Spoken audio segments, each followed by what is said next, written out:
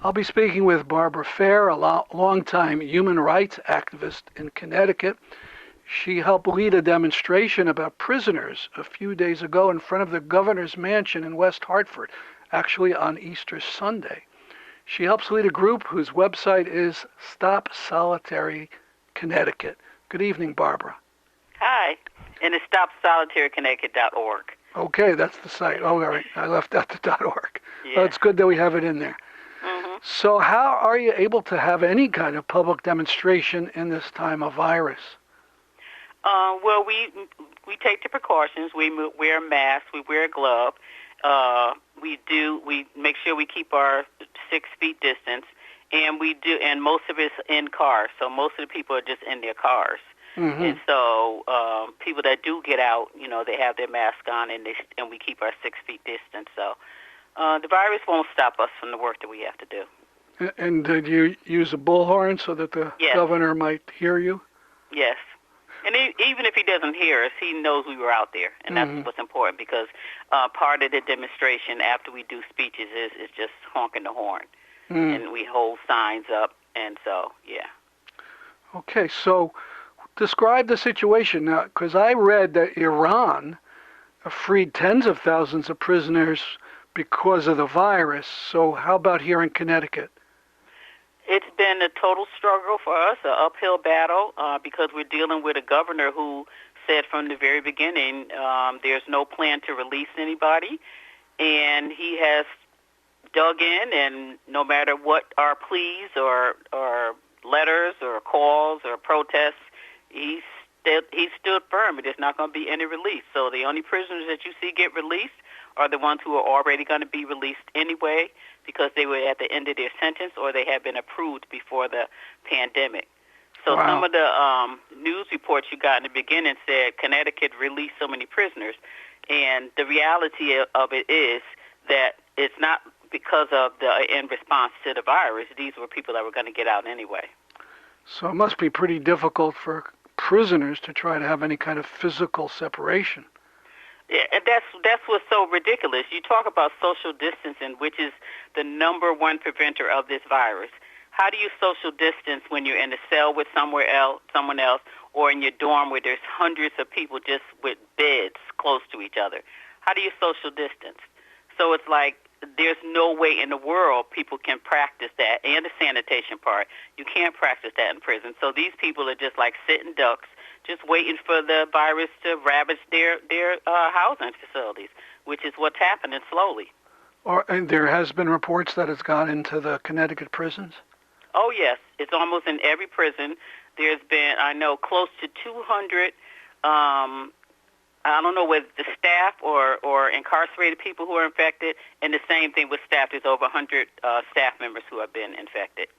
Wow. And on top of that, there are people that are sick, but they will not say that they're sick, because the only plan that Connecticut has for sick people is to send them to Northern, which is a supermax called the control unit. And people who've been there said it is the dungeon. And so no one wants to go there. So even if they're sick, they're not going to tell anyone they're sick, because they dread having to go to that place. You had been campaigning. 14 days. Yeah, you had been campaigning to close down Northern before this virus. Is that right? Yes. And we had the special rapporteur on torture who actually addressed Connecticut as one of the places that's practicing torture inside of Northern. So it was already a problem.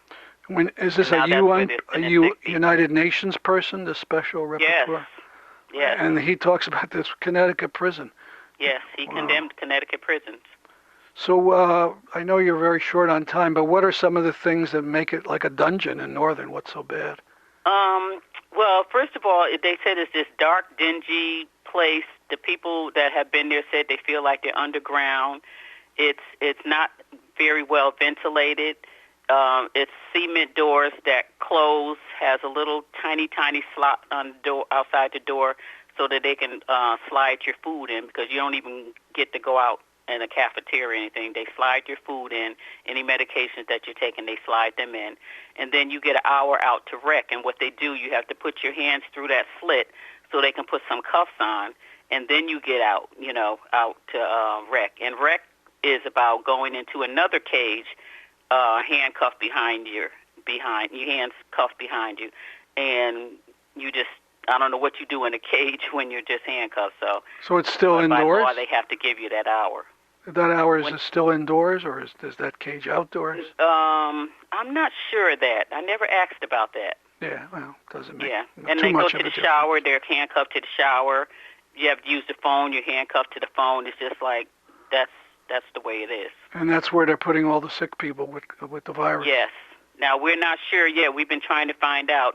Are they being treated the same way as other people are? We're not sure of that. We know they're in the same place, but we don't know if they're handcuffed all the time. But they are definitely in there 24 hours a day. Wow. Okay, well, I know you're busy. I didn't want to take any more of your time, but before we go, I did want to mention to people who listen to this that on Saturday, April 25th, Barbara Fair will be one of the speakers at the virtual rally on Zoom that's being organized by Connecticut Climate Crisis Mobilization. Well, thank you, Barbara. Can I say something before I hang up, which is very important? It's just breaking news, really. A couple of days ago, a young man has already died as a result of COVID-19 being inside the prisons. You don't hear a lot about it, and which is disturbing to me. It's like he was disposable. They mentioned it one day, and then you never hear anything else about it. But he had the virus. He ended up in the hospital, and he died in the hospital. Do you know his name? Oh, God. It was DeLeon, I think it was his last name. It was just in the newspaper, so you could probably easily find it. Okay. But he was, I think, 60 years old. He lived in Bridgeport, and he had been approved for home sponsor, but the family said that they had two homes for him, but the DOC gave them a hard time trying to approve their housing, so that's why he was still in prison, and so he never even got to go home. And he only had a 2-year sentence, so his 2-year sentence became a death sentence. Oh, that's terrible. Well, thank you, Barbara. We'll be talking more about this. Okay. Thank you, Stan, for calling. Bye-bye. Bye-bye.